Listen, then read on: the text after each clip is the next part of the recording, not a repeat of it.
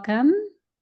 Hello, my name is Elizabeth Dreiser, and I'm pleased to welcome you to today's episode of the Roots Learning Series, developed by the Funders Coalition Ending Food-Related Disease, in concert with the Samuel Lawrence Foundation and Eat Real. I'd like to thank the leadership of both organizations and our wonderful speakers, who you will hear from shortly.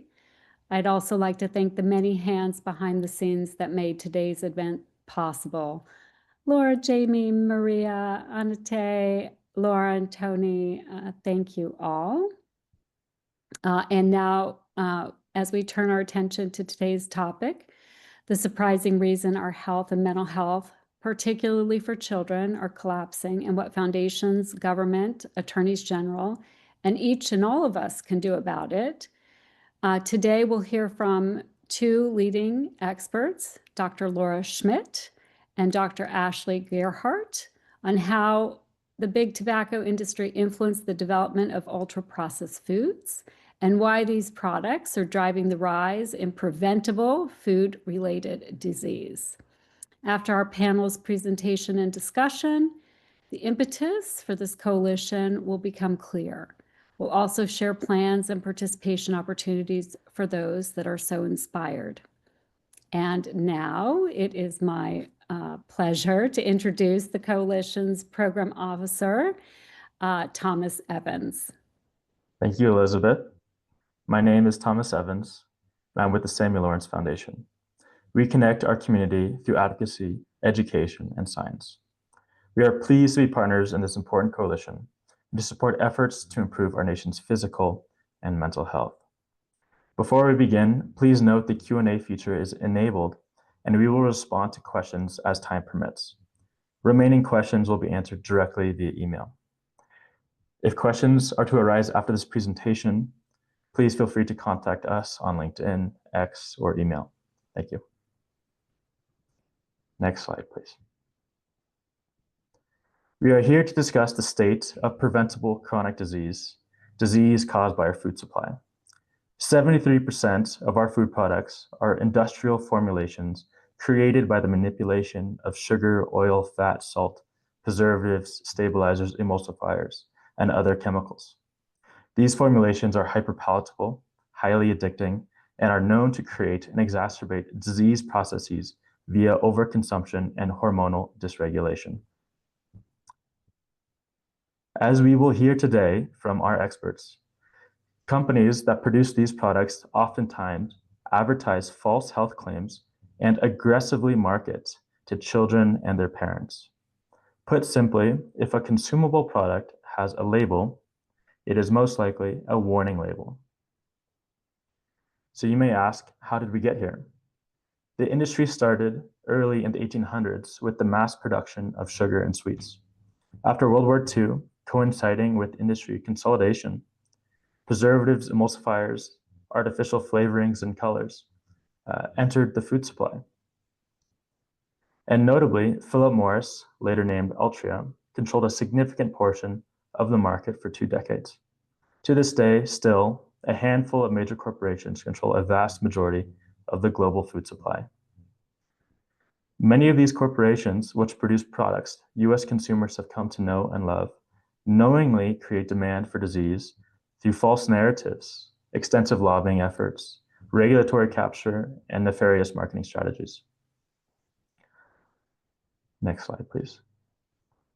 But there is a community who has recognized these perverse incentives and is spearheading the resistance. One particular leader has organized a nationwide initiative to resolve and reverse disparities in adolescent disease, and her name is Nora LaTorre. Nora is a true maverick in the health landscape. As the CEO of the award-winning organization Eat Real, she is a driving force behind efforts to heal decades of damage caused by ultra-processed foods in our children's schools. Nora is the chairwoman of the Aspen Institute's Socrates Scholars, part of the X Prize community, and sits on the Tough Food and Nutrition Innovation Council. She is a preeminent member of the California Government Farm to School Working Group, and recently, Nora shared the message of the Great American Health Collapse on the TED main stage. Under her leadership, Nora is on track to optimize $1 billion of school cafeteria budgets by the end of 2025. Nora invests deeply in collaboration to nurture innovation and rising stars. It is now my honor to invite Nora LaTorre to the stage to share her opening remarks and moderate today's event. Thank you, Thomas. I believe you're one of those rising stars, and you give me a lot of hope for a new generation of doctors with this knowledge and with this perspective and with this passion. So thank you for your leadership and all of your work to bring us together today. And I just want to say a massive thanks to the Funders Coalition Ending Food-Related Disease team, to everyone working on it. It's an honor to both moderate this event and to be a co-founding member of the Funders Coalition. I'm going to say a few words about the global and national crisis, as well as the organization that I lead, the nonprofit Eat Real, and then turn it over to our wonderful lineup of two of my favorite researchers, distinguished experts, for them to share their work and their insights. And then I'll moderate a brief panel discussion, and afterwards our coalition leadership will share closing remarks and next steps. Great. So at Eat Real, we believe that ending food-related disease, stopping disease before it starts, is the cause of our lifetime. Because at Eat Real, we believe that every child deserves a healthy, delicious future on a livable planet. We know our broken food system is damaging our health, our children's health, our planet's health, and our economy. At a minimum, the world's broken food system costs over $12.7 trillion a year globally. And we believe that is an extraordinary underestimate because we know it costs just the United States alone trillions of dollars a year. So in America specifically, what people don't realize is that life expectancy was gaining until 2014. At that moment, 11 years ago now, 6 years prior to the pandemic, life expectancy peaked in 2014. And we're calling this phenomenon of now declining life expectancy American health collapse. What people also don't realize is that the single biggest driver is preventable ultra-processed food and lifestyle-related diseases. Now, the biggest driver of global disease burden, the number one cause of shortened life expectancy and health span is metabolic health. So there are ultra-processed food-related disease driving this collapse of American health, life expectancy, health span, and then of metabolic health, such as heart disease, obesity, various cancers, diabetes, etc. Next slide. And recent meta-reviews have confirmed that ultra-processed food consumption correlates with a wide range of diseases.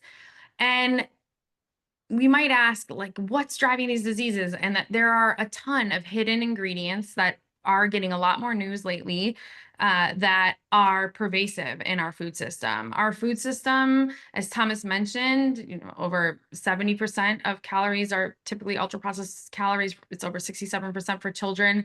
And within those ultra-processed foods, there are tons of hidden chemicals, et cetera, in our food system, in our environment, that disrupt our endocrine system, that disrupt the metabolic health of humans. And so we're really in this coalition trying to reveal what exactly is happening and then bring the right people to the table to take action. Next slide. And it's no surprise that based on our historically poor health, that the US consumes the most ultra-processed food out of all other developed nations. I think more and more people are seeing the slide, which we've shared previously, that health expenditures are going up in the United States. We spend the most and we have the worst health outcomes. Well, correlated is that we also consume the most ultra-processed food, which then results in ultra-processed food-related disease. So this just shows us compared to other high-income nations and other nations around the country, how ultra-processed our food system is. Next slide. And what this looks like across America is unequal. The South and Southeast are disproportionately impacted by preventable ultra-processed food-related diseases. And especially rural and low socioeconomic status communities carry a far greater burden of disease. Next slide. And these same communities have the shortest life expectancy. So when you overlay, then you see the metabolic diseases, the preventable ultra-processed food-related diseases, and lifestyle diseases. And then those same areas that have those diseases are the same areas with shorter, they have shorter health spans. They also have shorter life expectancy. So this actually shows then how the Southeast and the South are also then disproportionately impacted by shorter life expectancy. Next slide. So what do we do about it? So at Eat Real, we take a multi-pronged approach. We join coalitions like the Funders Coalition to take a systemic approach in collaboration and in partnership. We make top-down change. We do advocacy. We actually help propose better policy at the national and the state level. And we have a strong track record of creating higher nutritional standards and policies that benefit specifically children. We raise awareness. That's about really creating the culture change, and the long-term sustainability of this movement is really raising awareness on the power of real food on these issues. And that's why we thank each of you for listening today and sharing what you learn, bringing other funders and talking about this at your dinner tables, et cetera. We believe that this is a movement, and we'll take all of us talking about this. That's why we're here today, is building awareness. And then we also, what we're most known for is actually reconnecting the dots of our food system and designing health into our food system throughout the country. And so we actually are trying to change real food access. So what's the best way to do this?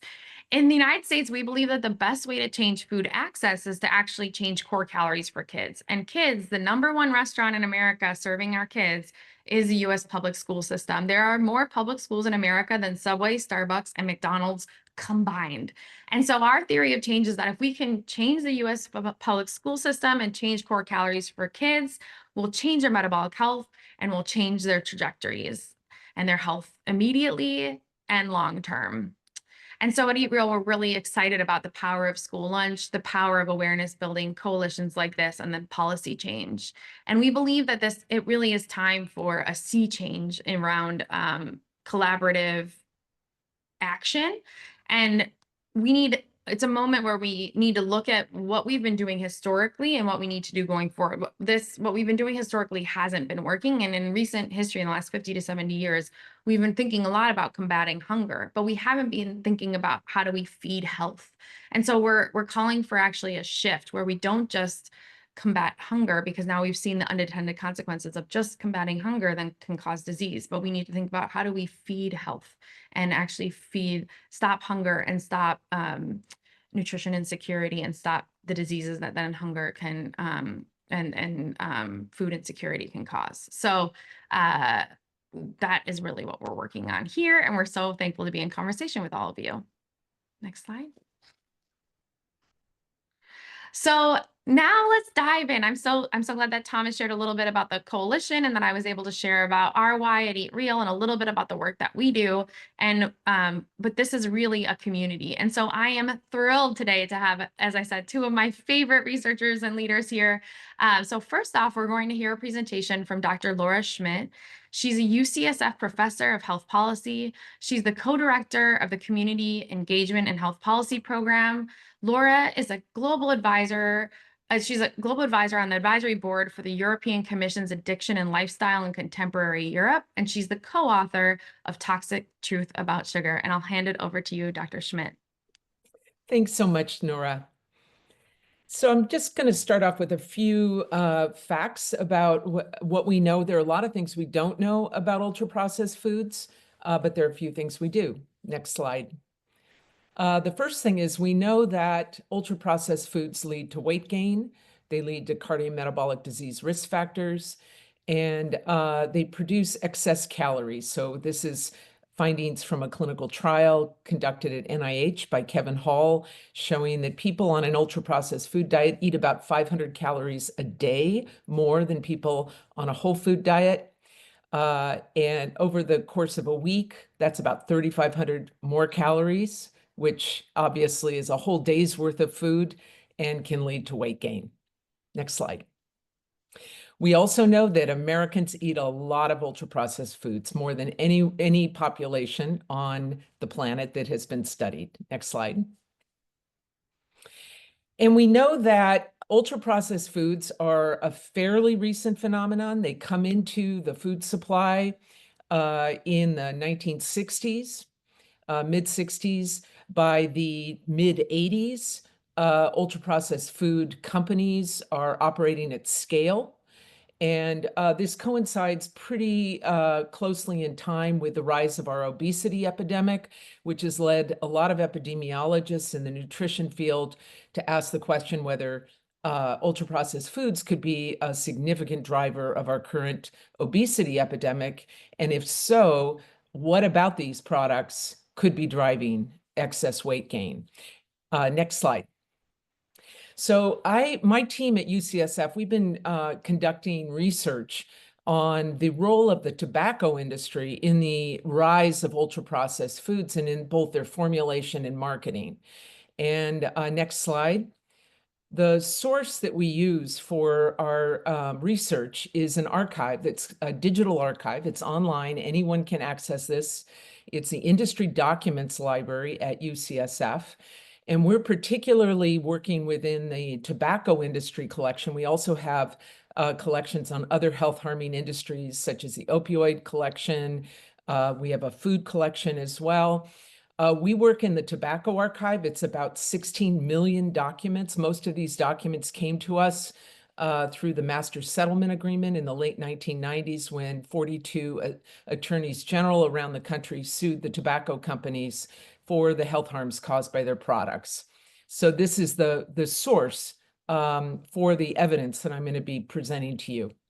Next slide. So first off, I'm just going to give you a high-level overview of what we do currently know about the tobacco industry's role in ultra-processed foods. It's a very complex one. These food companies have been in these tobacco companies have been in the food market since 1963. The line above the timeline are food companies and brands owned by R.J. Reynolds, and below the line are Philip Morris acquisitions. As you can see, they're both alcohol and tobacco and food lines owned by these two major U.S. tobacco companies over time. It starts with the acquisition in 1963 of Hawaiian Pacific, which owned one product, Hawaiian Punch, acquired by R.J. Reynolds. By the mid-80s, Philip Morris was competing in the food market with R.J. Reynolds. The acquisition of 7-Up came in 1978.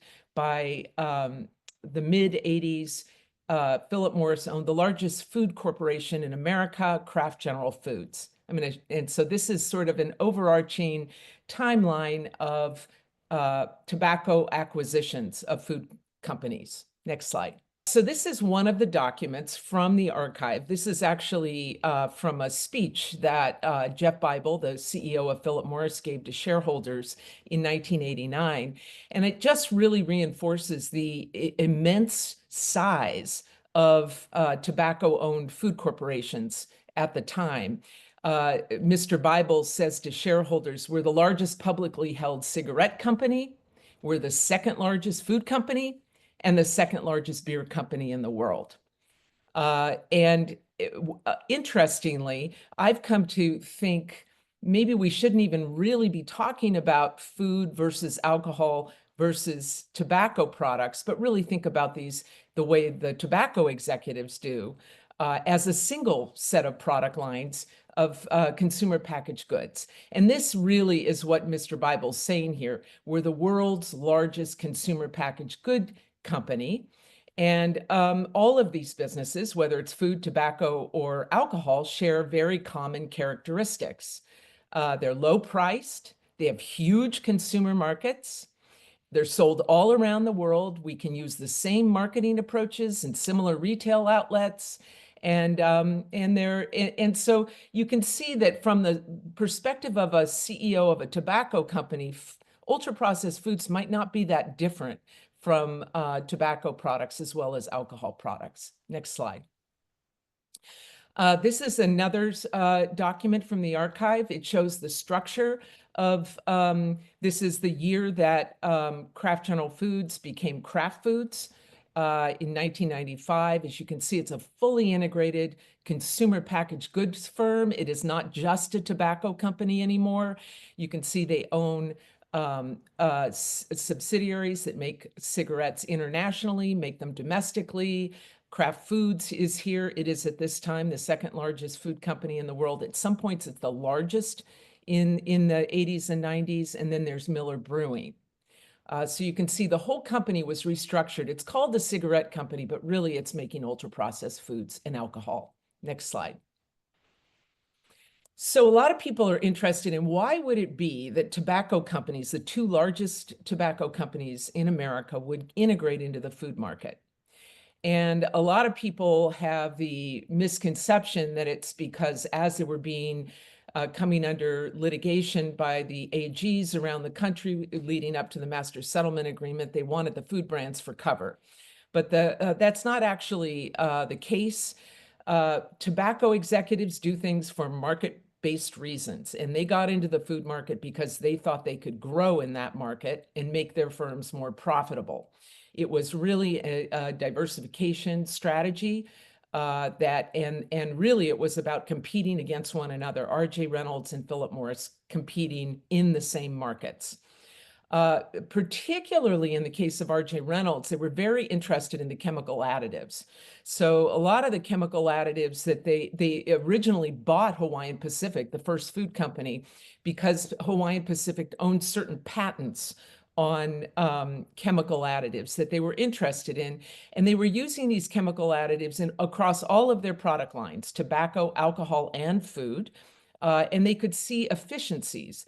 And Philip Morris in particular called this the idea of synergies. We can take the same chemical additives, we can put them in all of our product lines, and we can synergize. So we can take advantage of our intellectual property within the company. The patents we own on chemical additives that may work in cigarettes, we can use them in food and alcohol products as well. Next slide. This is a complex slide, but I think it's important to understand the complexity of this. People are always interested in, well, what happened when the food brands owned by the tobacco companies got spun off? And what's interesting, most of these brands were spun off by the late 2010s. And as you can see, the tobacco-owned food brands, you have in the boxes in the middle, the brands owned by R.J. Reynolds and Philip Morris, and you can see where they went. And essentially, these brands were sold to food companies all around the world. Mondelez, for example, is in Switzerland. ConAgra, these are some of our largest multinational food corporations. And so what you have to understand is that tobacco technology, the 3 decades of ownership of food brands by tobacco companies means that a lot of the technologies around chemical additives, around marketing, target marketing children, went with these brands when they were spun off and now are owned today by other food companies. Next slide. I just am going to give you an example of one brand to give you a little appreciation for what the tobacco companies did with these brands when they purchased them. So Hawaiian Punch, as I mentioned, was the first brand bought by a tobacco company, R.J. Reynolds, in 1963. And when RJR bought it, it was a cocktail mixer. It was a product that was being marketed to 1950s housewives, essentially, for mixing vodka. And you can see this is an adult product. It comes in a very large gallon can.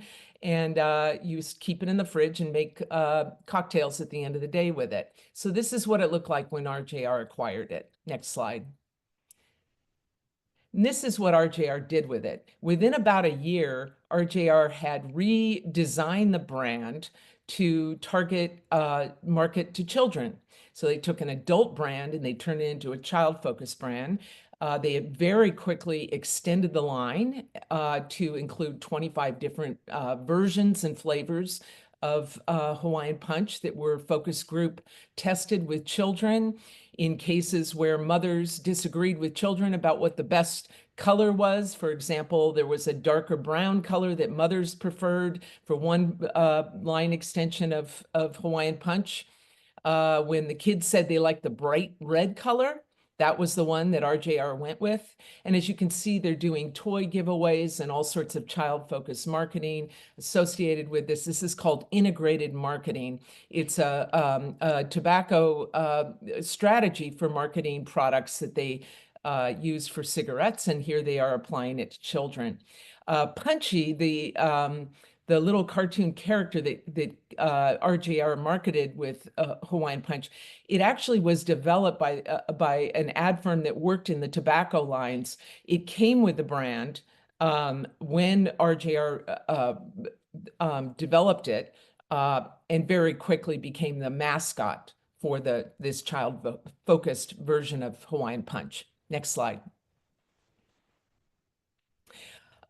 You can click through. This isn't a document from the archive. Again, this is right around, oh, sorry, back one.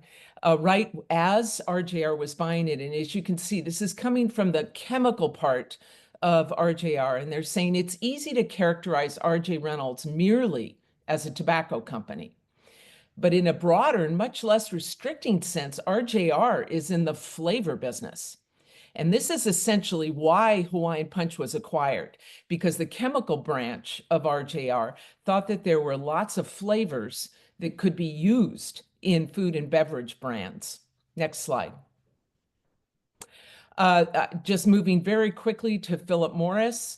As you can see, this is a tobacco marketing strategy. It's called line extension. So you take basically one kind of cigarette brand and you put colors and flavors and additives in it, and you extend the line to all different kinds of consumers, whether they're low or high income, minority populations, women, men. And this is the standard way that cigarettes get marketed. Next slide. And as you can see here, they're using the same line extension strategy when Philip Morris was, this is just an example of one of the many brands that Philip Morris owned, Kool-Aid, again, a child-focused brand. And again, when Philip Morris acquired this brand in the 80s, it only had a few flavors. And by the time Philip Morris was done with it, we have been unable to count the number of line extensions. These are line extensions for very narrow segments of the child market. For example, little white boys around age 10. In focus groups, they found that the boys liked blue, and so they were making a whole brand just with the blue color targeting that market segment. Next slide. And part of the rollout of Kool-Aid when it was owned by Philip Morris was the Wild Wacky Warehouse, which is a toy surround integrated marketing campaign targeting children with toy giveaways and loyalty programs. And this particular campaign, the Wild Wacky Warehouse, was actually developed by the firm, advertising firm that created a similar campaign for Marlboro cigarettes called the Marlboro Country Store. So this is just one example of the many ways that Philip Morris was able to creatively take marketing strategies that they had learned worked for cigarettes and apply them to child-focused brands of ultra-processed food. Next slide. I just finally, before I close, I want to just briefly talk a little bit about parts of the archive that we're just starting to dig into now. This has to do with lab research that was going on. Philip Morris, in particular, had a very robust program of research around nicotine and the addictive aspects of nicotine. A lot of this was going on in a lab in Germany. And this, as you can see here, the way that they talk about selling cigarettes is really about selling pleasure. And cigarettes, beer, and carbonated beverages have this common aspect that they produce pleasure for consumers. And this is something that the company could leverage to sell more product. Next slide. And this is just a little bit of an example of about a 10-year project, or more than that, Project 1620, where they were using electrophysiological methods within the Philip Morris labs that were developed to understand better how cigarette flavors and nicotine worked in the brain. And they were applying these technologies to craft, and particularly in this case around low-fat and fat-free food additives that Kraft owned, and trying to understand and apply these technologies to better formulate their products to make them more attractive to consumers from a pleasure standpoint. And it's just a little bit of a nod towards Dr. Gerhardt's presentation. Next slide. So, and I want to call out some research by Tara Fazzino at University of Kansas. Tara has shown that when brands were owned by tobacco companies, the ones I've been discussing, they were more likely to be hyperpalatable, which means they had unnaturally high amounts of sugar, fat, and salt in them. And I think this is important because when those brands got sold, as I showed, to companies all around the world, that technology of making foods hyperpalatable was seeded all over the food ultra-processed food system. Next slide. Just to close, a few summary points. It's important to understand when we think about ultra-processed foods to remember that at the time that these foods came into the market at scale and our obesity epidemic started, tobacco-owned food corporations were some of the largest in the world.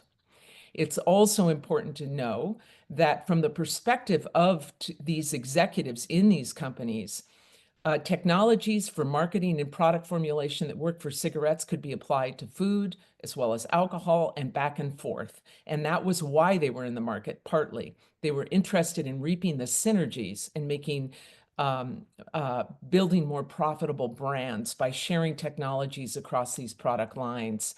And finally, in the case of the tobacco and food brands, we do know they were more likely to be hyperpalatable. They were higher in sugar, fat, and salt.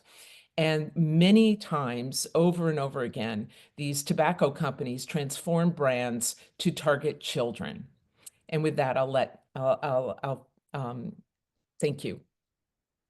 Thank you, Dr. Schmidt. As a mother, it's personally infuriating, and as a child who myself experienced a lot of that marketing, I'd like your presentation underscores such important research, and your work is so revealing. So thank you so much for your presentation. It's critical for people to understand how big tobacco and big food have collaborated and built a playbook to build businesses that created our ultra-processed food addicted nation. And so next with Dr. Gerhardt, we'll dive more into how those food companies and big tobacco companies manipulated our cravings, our thinking, and created addiction. And so again, thank you, Dr. Schmidt, for giving us kind of the overview and the recent historical takeover, I would call it, and that's not extreme, of our food system. So it's now my honor to introduce our next speaker, Dr. Ashley Gerhardt. Dr. Ashley Gerhardt is a pioneering voice in the science of food addiction and brain health. Dr. Gerhardt is a clinical psychologist and professor of psychology at the University of Michigan, where she leads groundbreaking research at the intersection of neuroscience, public health, and child development. She developed the Yale Food Addiction Scale, a widely used tool that has fundamentally changed how we understand the addictive nature of ultra-processed foods. Her work shows how these products hijack our brain's reward systems, especially in kids, and how marketing and early experiences can shape lifelong health outcomes. She is a fierce advocate for truth in science and transparency in industry practices. We are incredibly fortunate to have her with us today to shed light on how food addiction is driving chronic disease. Dr. Gerhardt, the floor is now yours. Thank you so much. I'm so thrilled to be here. And it's also just, Dr. Schmidt's work just blows my mind. Every time I hear it, I just am so impressed with the work that she pulls together, and the story just always shocks me. So I'm excited to talk with you all about what are we maybe seeing with these substances, and how are humans engaging with them in these optimized, pleasurable ways that drives forward this compulsive, problematic patterns of intake that are leading to public health crises. So next slide, please. So I'm going to be speaking with you today. Can food be addictive? The science of ultra-processed food addiction. Next slide. And I always like to put conflicts of interest in. My funding is from National Institute of Health and American Heart Association. I'm a consultant for some health nonprofits. I'm an expert witness for Morgan & Morgan law firm, and I don't have any other conflicts of interest. Next slide, please. So I always like to take a step back and think, how would one create an addictive substance? Addictive substances don't come from Mother Nature. They're things that humans figure out. They can take a natural plant or a grape or a potato, and they can refine it and process it in a way that delivers unnaturally intense rewards into the system. And so what I'm showing you here is a raw tobacco leaf, and nobody consumes a raw tobacco leaf. It'll actually make you ill and make you want to throw up. Next, please. But humans will figure things out, and we have figured out for thousands and thousands of years that we could process and dry tobacco, and through different mechanisms of smoking or chewing, deliver nicotine into our brains in ways that was enhancing and pleasurable. Next, please.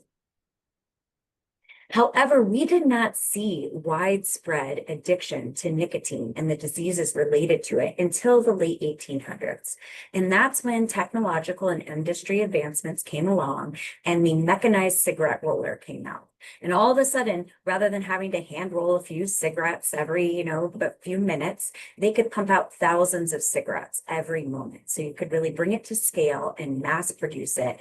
And it really opened the doors for it to become big business. Next slide.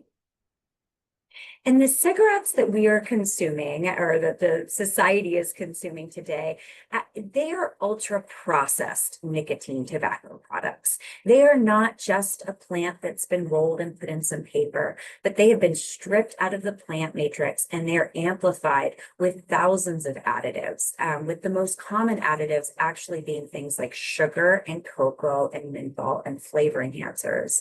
These have been engineered to their very DNA to rapidly deliver this dose of nicotine into the brain and to give you pleasure and taste profiles that you associate with specific brands that you keep coming back for more and more and more.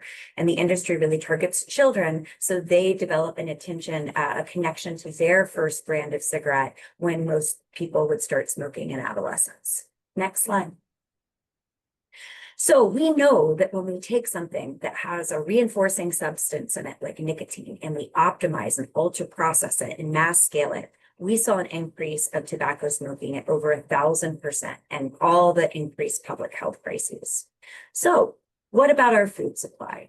As Dr. Schmidt already lined out, there's been huge changes. And the reward system of the brain that tobacco cigarettes hijack is the reward system of the brain that was designed to make sure we found food really, really rewarding. That system of the brain was set up to make sure we survived and we got calories and we didn't die of famine. And because of that, the reward system of the brain really finds calorie-dense ingredients like sugar and like fat really appealing and rewarding and powerful. However, most of human existence, sugars and fats and reinforcing ingredients have been delivered in packages like this, like a banana that's relatively high in sugar and nuts that are relatively high in fat. Next, please. However, we've had all these technological advancements, so we could go in and strip out that really reinforcing ingredient of sugar and fat, and process and refine it into its most potent forms like oils and butters and sugars. And for many years, that's what humans would do. They would go buy some sugar, buy some butter, and make maybe a homemade cake or a homemade bread. Next one. But industrialization came along and we were able to kind of chemically scale this up so we could create things like high fructose corn syrup or trans fats that could stay shelf stable and allowed kind of big business to really optimize this and bring it to scale, just like they once did with the cigarette roller. Next. And the result has been these ultra processed foods that really have been optimized, flavor enhanced, and they're delivering reinforcing ingredients at unnaturally high levels, much like the ultra processed cigarette. And as we've seen, as these have flooded the market and flooded the food supply, things like binge eating, obesity, and diet related disease have increased substantially, both in adults and children. Next slide. So that's just so striking to me that when I started doing this research saying, maybe there's something about these highly rewarding foods that are addictive, it, is a highly controversial idea. And yet when we speak to the industry who are actually creating these, they're kind of openly saying, yes, we're trying to create addictive tastes that have you coming back for more and more and more. And so perhaps we should take them at their word and use the traditional benchmarks of addiction science to ask whether their products have crossed the bridge from food into addictive substance. Next, please. So this brings up this question of how do we tell if something is addictive from a scientific perspective?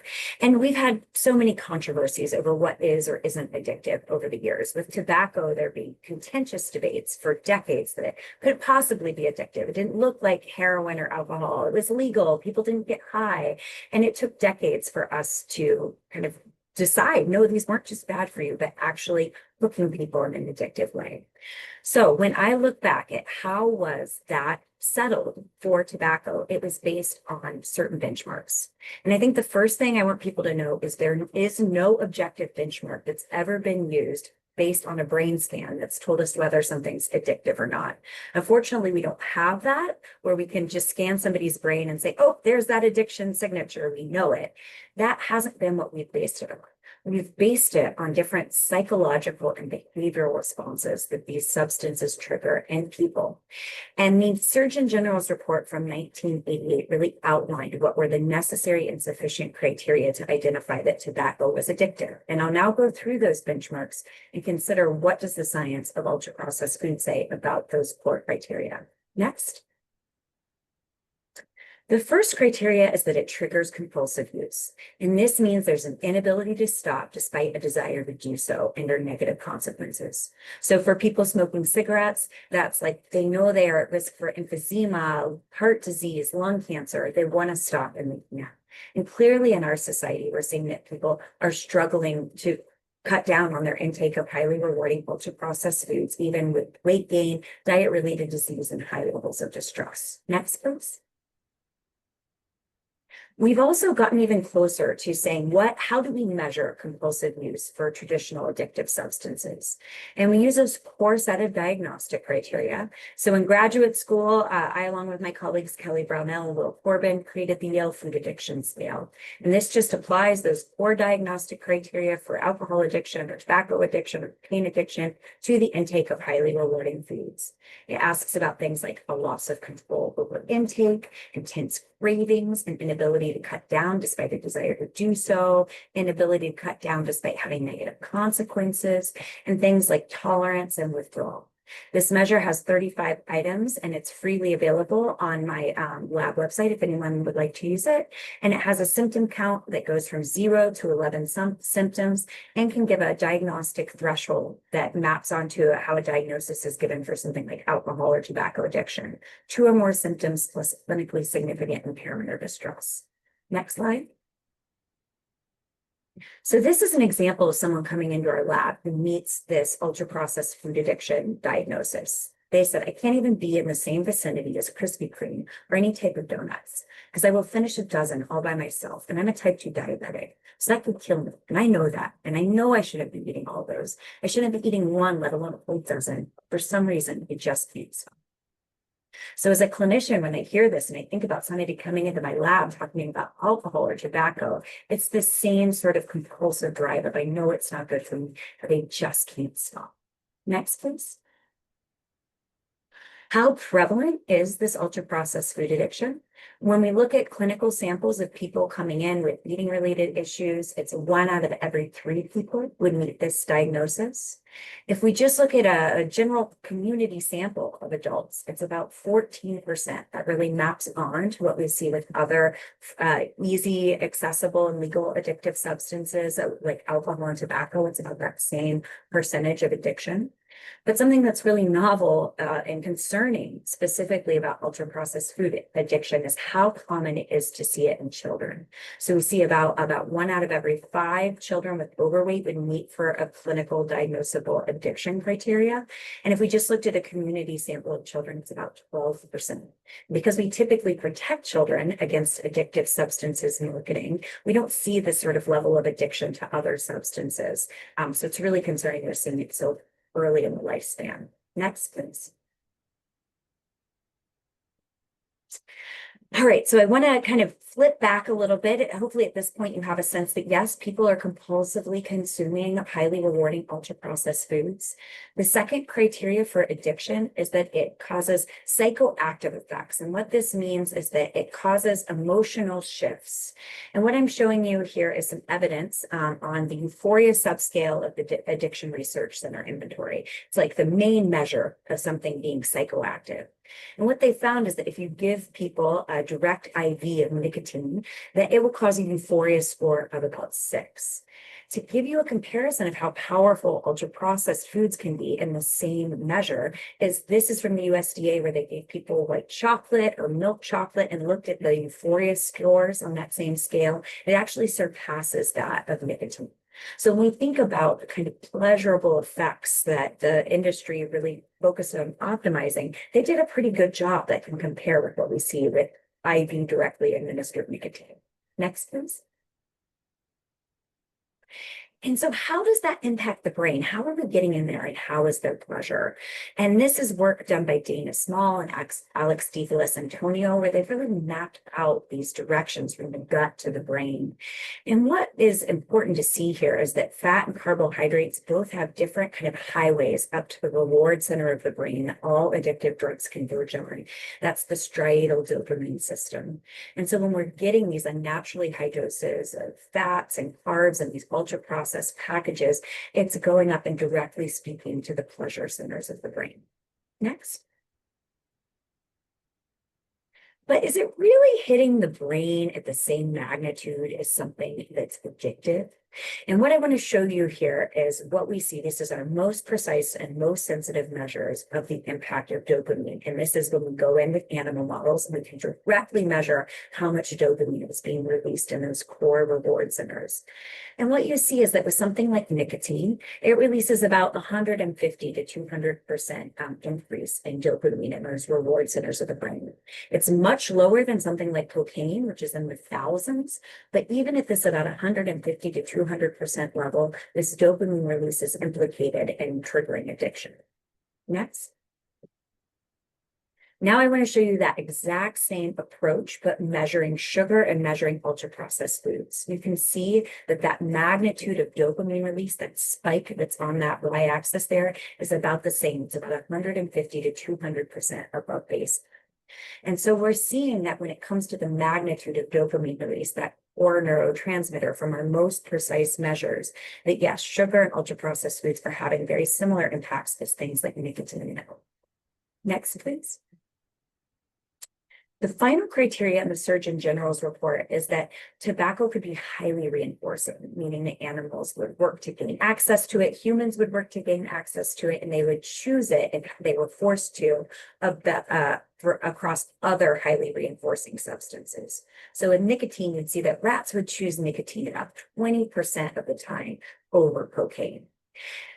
Finally, what I want to show you here, though, is the sweet taste. If you make a rat choose between cocaine or a sweet taste, it will choose the sweet taste over the cocaine over 80% of the time.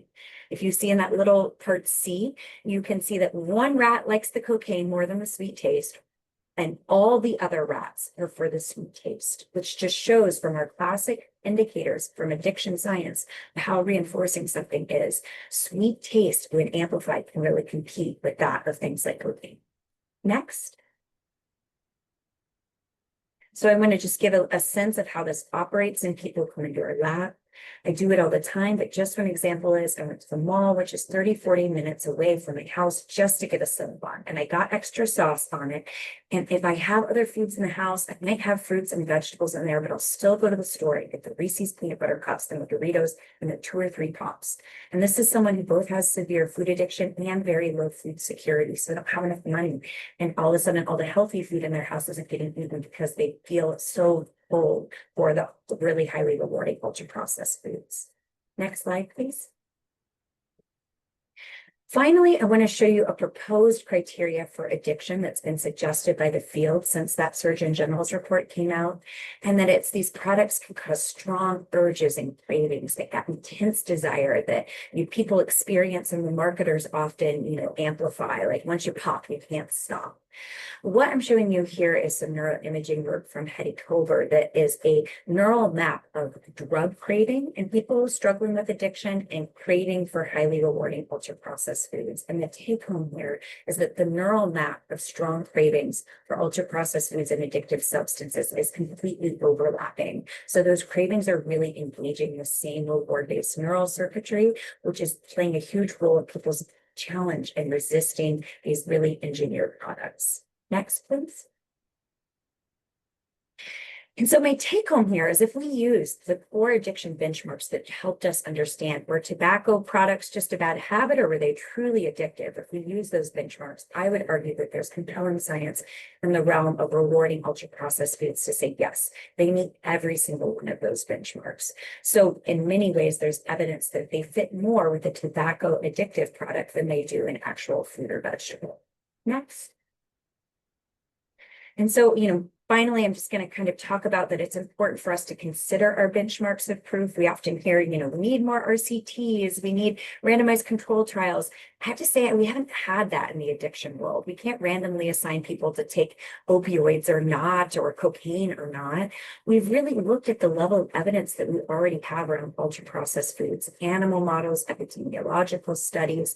And so while we're waiting for more and more evidence, there's epidemiological research to say one person is dying every 4 minutes in America due to a diet-related disease from ultra-processed foods. There's a real cost of inaction, and I would argue that we need to use these realistic science-based benchmarks to start making change now.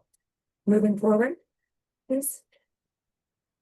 So if you have any questions, don't hesitate to reach out to me. This is my lab website, which is a little simulated fast food restaurant where we look at how people respond to these food cues. And you can find the scale for free and all my papers and things at this lab website. Thanks, everyone. Thank you so much. I learn so much from both of you every time I am in conversation with you or hear one of your presentations. So just thank you for sharing your knowledge. Thank you for your research. So Dr. Schmidt and Dr. Gerhardt, given the immensity of the situation that you both uncovered and discussed, and considering those in our audience today, what thoughts or recommendations, we're going to take just 10 seconds, might you suggest as actions that philanthropy and funders, we also have some representatives from Congress, governors, attorneys generals, et cetera, in our community. So what advice might you share of what people can do to support the systemic change? In other words, just if you have 10 seconds, if you had one magic wand and you had one thing you could do with it, what would you urge the audience to do about this? So Nora, we have centuries, literally a century of experience with taxing alcohol, tobacco, and putting warning labels on these products and regulating them and keeping them out of the hands of children. And there is no reason to think that those strategies can't work just as well for ultra-processed foods, where we have tried them, particularly around taxation and warning labels. They're highly effective. So, and we've got 117 countries taxing ultra-processed foods and putting warning labels on them. And America should just do the same. Thank you. Dr. Gerhardt? Yeah, I agree with Dr. Schmidt. And I also want to highlight the key role that attorney generals can play. All this research and development that the industry's been doing to create these foods that are addictive is hidden from the public. We just don't know. And with tobacco, it was the same way. And the attorney generals and litigators saying, we're not going to deal with this anymore, actually led to discovery. So we actually knew what they were doing to design and engineer these products to hook us and make money, whether it was adults or children. And so really courageous action, given the huge healthcare costs that we're receiving as a country, could really lead to a lot of knowledge. And I think school lunches are huge. Nora, you speak so much about the huge amount of money the government spends. And it's just real food makes people healthy and happy. And that's what we should be serving their children, rather than essentially subsidizing, the food industry by giving them access to children, these ultra-processed food companies that aren't looking to nourish, but to profit. I thank you so much for sharing these messages of putting our children first, creating more transparency in our food system and of the tactics that big food is using, like big tobacco, and accountability and regulation. So thank you for those suggestions. And there are a couple of questions in the comments if you have time to pop in, or we can also follow up directly afterwards. So just huge thanks to you both for your important work and for generously sharing with us. And we look forward to honoring all with our collective action and accelerating solutions that we know work together. So now I'll be turning the floor back over to Thomas to wrap up quickly today's presentation. Thank you both. Thank you, Nora. What we've learned today and from our experts is that ultra-processed foods impose a multi-trillion-dollar tax on society, and they are a significant threat to our collective mental and physical health, particularly for vulnerable populations. Next slide. And as a result, American adults and children are sick, fueling the growth of industries built around managing disease rather than preventing it. This sick care system now costs the US an estimated $4.87 trillion annually. And only a fraction of this healthcare spending is targeted to public health and prevention. So we must turn upstream to address the root cause of our health decline. A chief culprit of our health decline is ultra-processed food industry, which we heard all about today. And the ultra-processed food industry imposes an estimated $3.2 trillion annually on burden to the US alone. So notably, 1 trillion of these dollars is collected by these US food corporations, creating a $1 trillion annual discrepancy. Next slide, please. So what are we doing? We are coordinating funders to move resources to accelerate upstream advocacy efforts and downstream restorative efforts. And together, we will drive systemic change and address the food causes of disease. Next slide. And there are numerous actionable strategies that will involve a time, input, and collaboration. And at this stage, we are listening, learning, synthesizing, and planning our next steps. To learn more about supporting, joining, or advancing this coalition, please contact us. You will find this information in the chat. And now I'd like to turn the floor back to Elizabeth for closing remarks. Thank you, everyone. This concludes our Roots Learning series developed by the Funders Coalition Ending Food-Related Disease in concert with the Samuel Lawrence Foundation and Eat Real. I'd like to thank the leadership of both organizations and our insightful researchers and speakers. I'm always blown away and learned more today. I didn't think I could be shocked, but I was shocked. And I appreciate the conversation, this hidden from the public, this, the centuries of understanding, the fact that, we have been hooked. So with that, I'd like to also thank our moderator, Nora, thank you so much, and our program officer, Thomas, who pulled this all together. Really appreciate that. And I'd like to thank also the many hands behind the scenes that made today's event possible. And with that, I'd like to say thank you all.